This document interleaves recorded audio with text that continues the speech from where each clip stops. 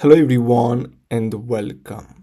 In this quick tutorial, I'm going to show you how to download Winrar on MacBook and open RAR files. So basically what you're gonna have to do is simply open any browser and search for WinRAR download. Then simply click on the first link. Now we just have to click on RAR for macOS, and then we just have to simply click on the file that we just downloaded. So basically that's all you have to do in order to download it. Now basically we're going to be able to unzip all kinds of files, so we just have to double click on it, and now as you can see we can access the files.